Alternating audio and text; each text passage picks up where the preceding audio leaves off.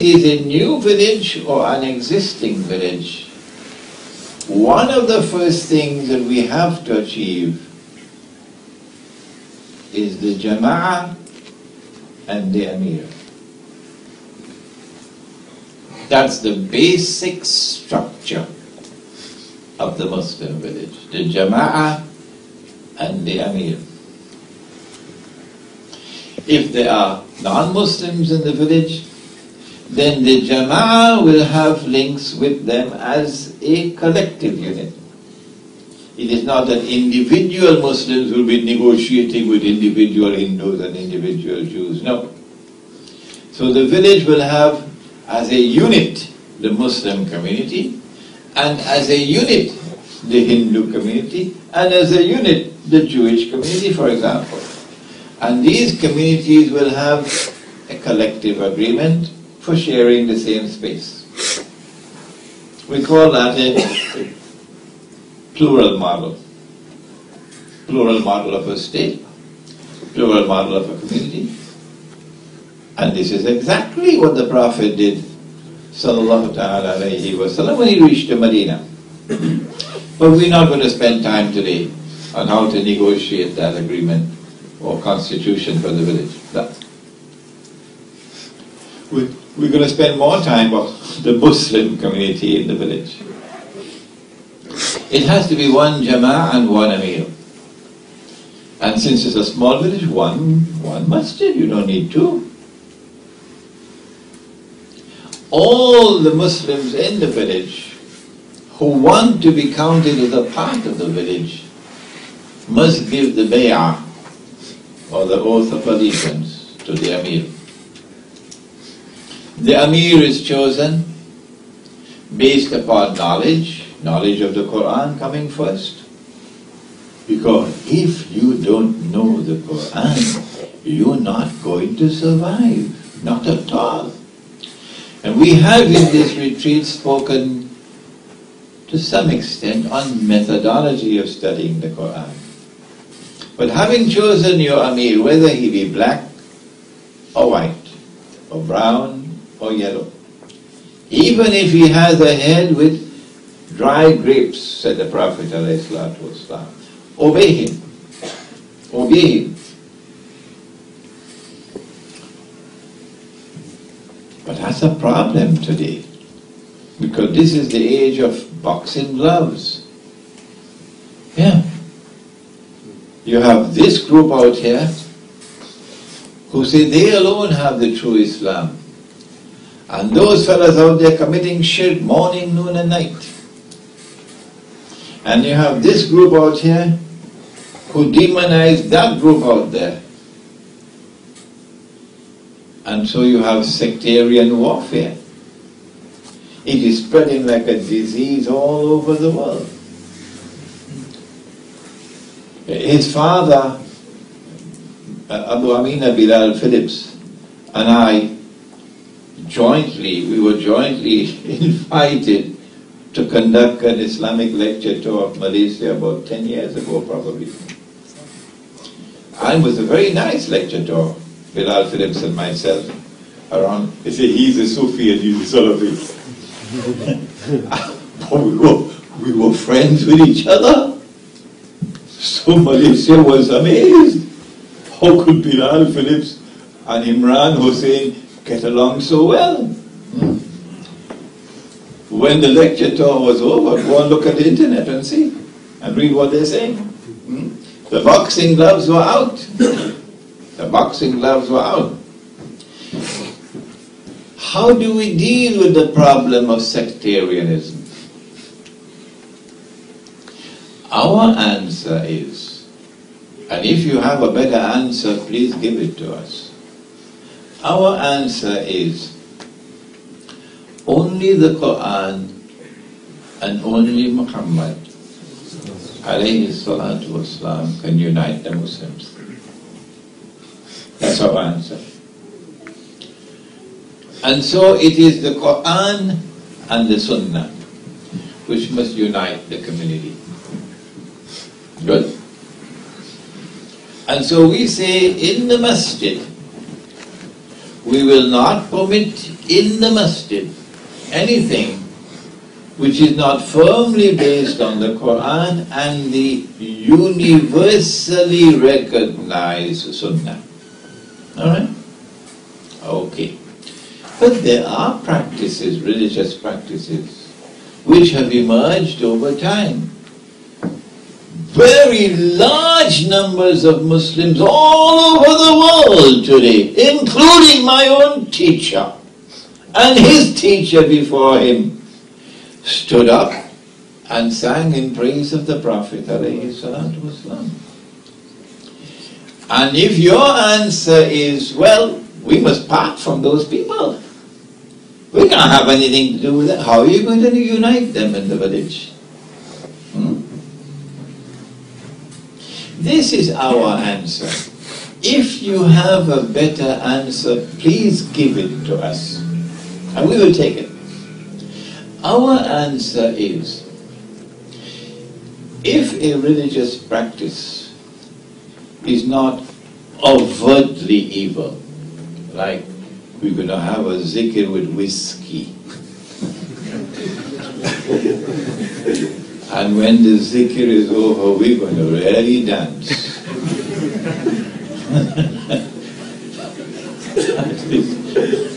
That is evil. Okay? But if we're going to have a zikr as conducted by, where's the Imam? Imam? Oh.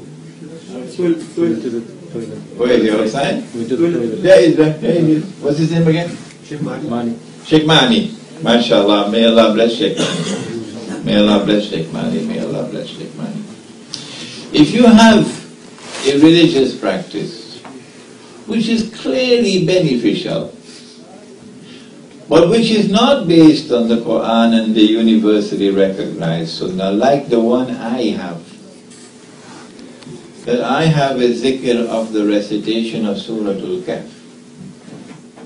Recitation of Surah Al-Kahf on the day of Jummah, that is firmly in the Sunnah. But collective recitation of Surah Al-Kahf is not. It's not. Because it is not, the collective recitation is not in the Sunnah. But I have chosen to have the collective recitation because there are some people who don't ever recite the Quran. Never. There are others who don't know how to recite the Quran. They always think of the English Quran. And there are others who are so weak that if I have the collective zikr, they will come and they will recite, but when I don't have it, they will not do it. So you have to teach them to creep.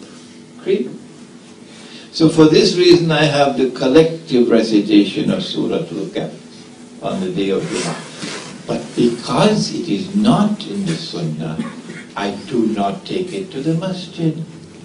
No. I do not take it into the public life. No. I bring it into the private in order to avoid fitna. In order to avoid fitna. So this is the methodology for solving the sectarian cancer. That in the Muslim village, the masjid and the public life of the village would be firmly built on the foundations of the Quran and the universally recognized Sunnah. Any other religious practice, regardless of how beneficial it is, regardless of how many people are engaged in it, we will say keep it in the private and do not bring it into the public, so that we can avoid fitna. And so in this village, Bilal Phillips and Imran Hosein can live comfortably together. Oh yes. But when someone comes into the village now and sees or hears about someone in private standing up and singing in praise of the Prophet ﷺ and starts shouting bid'ah and haram, what do we do? After, of course, warning that person. we'll ship them out of the village faster than Federal Express. Why? Because you're creating fitna. Now then, this is my plan for the village. To solve the problem of disunity, to bring unity, to resolve the problem of sectarianism. If you have a better plan, please give it to us. This is an age of not only facade in the social sphere, which is a sectarianism, there's also facade in other spheres as well. Facade in food. Food. Supermarket food is increasingly going in the direction of something called, I don't know if you've ever heard about it, rubbish. Yeah. You're going to feed your children rubbish? Huh? The genetically modified food and the link with food functioning medicinally. The genetically modified food and the immune system. The genetically modified food and the capacity of the male to produce sperm, in which you will have male chromosomes and female chromosomes. Is there a link between food and sperm production? Is there a link between food and the capacity of the body to produce the male chromosomes? Because when you don't have the male, or the male is too weak, then the female is born. Food production, milk production, and today the hormones in the milk. And if you keep on drinking the hormones in the milk, would women have beards tomorrow?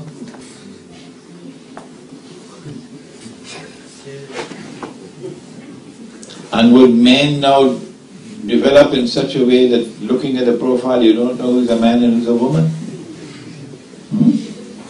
Hormones in the milk. Thank Allah that we have amongst our sisters some who are doing good research on the subject, and we're going to ask them to talk later on. So in the village, to make it short now, in the village we have an absolute obligation to produce our own food, to produce our own milk, to produce our own meat. So dairy farming, food crops, and to try as best as we can to avoid genetically modified seeds. And sometime earlier in this retreat we showed how we could do it without having to spend money going to laboratories to check out the seed. The way we do it is with honey, honey production, because the bees will not go to those plants which have come from genetically modified seeds. In this way, our children will grow up in the Muslim village, healthy, eating the food that Allah has ordained that they should eat. The youngest member of this retreat, have you met him? Who is he? Not Mahad. My grandson Mahad here is about what, 11? 12. No, we have someone younger than him. Ah, Suleiman, yes. Where is Suleiman? Suleiman is how old? 1? Just over 4 months. 4 months. Look at it. So Suleiman will grow up eating pure food. If you, the parents, give him rubbish to eat, you will be accountable to Allah on Judgment Day. Alright? And that's what the world is returning to now with the corruption of food. The village, because it will be producing organic farming, the best milk, the best meat, and the best food crops in the village, can build an economic base for the village by marketing excess production outside of the village. And remember, the 5-star restaurants would be happy to buy our stuff, our food, because they want the best. And they know they can trust us better than they can trust the other fellows out there.